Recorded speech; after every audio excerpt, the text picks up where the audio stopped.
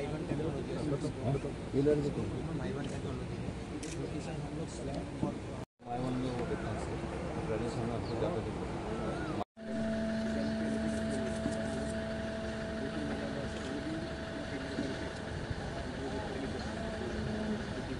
साथ में वो पास करते हैं। इसमें जो उसमें क्या होता है, कॉन्फ्लिक्ट भी अलग होता है, conflict is a basement reinforcing store. Items like firefighting, lifts, air conditioning, zero discharge as 8-9 crore with a target date of না অত্যন্ত খুশির বিষয় যে আজকে এখানে আমি গত 23শে জানুয়ারি আমি এখানে এসেছিলাম, ভূমি পূজন করেছিলাম। ত্রিপুরার মধ্যে এইরকম G+14 এত উচ্চতা কোনো বিল্ডিং এর আগে ত্রিপুরাতে হয়নি, প্রথম হচ্ছে। এই বিল্ডিংয়ের যা আপনারাও দেখেছেন যে একদম ক্যালিফোর্নিয়ার আমেরিকার যে ওখানে টেকনোলজি, সেখান থেকে ওনারা নিয়ে এসছেন।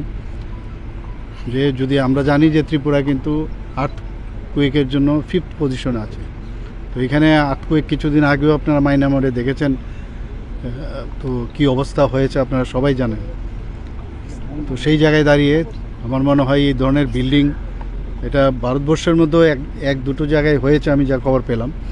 তো এখানে এই ধরনের বিল্ডিং হওয়ার এত উচ্চতায় একটা বিল্ডিং হচ্ছে, তো এতে করে আমাদের যত অফিস আছে গোর্খাবস্তিতে, অন্যান্য অফিস তো আছেই, আমাদের ডাইরেক্টরের অফিসগুলো আছে, এখানে সবকটা অফিস একই ছাদের নিচে চলে আসছে। এবং এখানে যে গ্রাউন্ড লেভেলে সমস্ত সিকিউরিটি কিন্তু পুরো বিল্ডিংয়ের গ্রাউন্ড ফ্লোরেই কিন্তু সব আছে।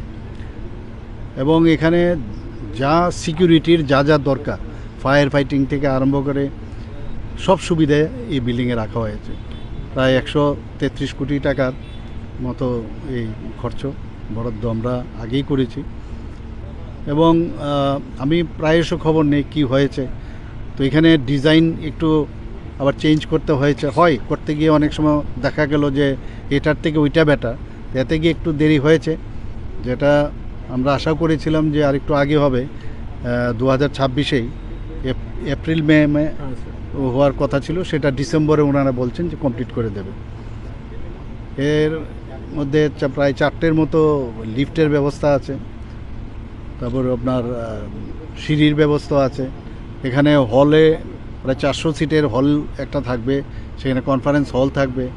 প্রতিটা ফ্লোরের মধ্যে সমস্ত অফিসগুলোর তাদের এখানে অফিসের চালাতে গেলে যা যা প্রয়োজন সব মানে খুব সাইন্টিফিক ওয়েতে ওটা বানানো হচ্ছে।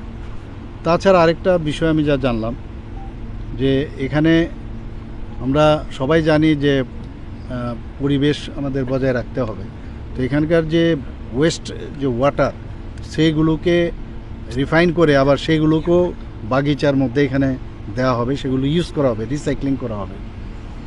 তো আমাদের জন্য এক তো এই স্পেসের মধ্যে সবগুলো আসবে, আবার যেটা পুরনো যে বিল্ডিং আছে সেখানেও আবার স্পেস আমরা ক্রিয়েট করছি, তো সেটাকেও আবার অন্যভাবে আমরা ইউজ করতে পারবো। এবং এখানে কার পার্কিং থেকে আরম্ভ করে সব ফেসিলিটিস আছে। আমি আশা করি যে এই কাজটা যে টাইম বলা হয়েছে সেই সময়ে যদি সেটা হয়, ত্রিপুরার জন্য আরেকটা মানে তার টুপিতে একটা পালক আবার মানে লাগতে যাচ্ছে। এবং আমি আশা করি যে এই ধরনের যে বিল্ডিং ত্রিপুরাতে যখন হবে, অন্যান্য যে আমাদের নর্থ ইস্টের অন্যান্য জায়গা আছে সেখানেও এই ধরনের বিল্ডিং হবে। পাওয়ার কি সোলার বেস হবে? প্রথমে তো আমরা তো ইলেকট্রিক করব, কিন্তু সোলার তো রাখতেই হবে। এখন আমরা সোলারের উপরেই আমরা রুফটপে সোলার থাকবে, সেটা তো থাকবেই, সেগুলো আমরা 1 একর।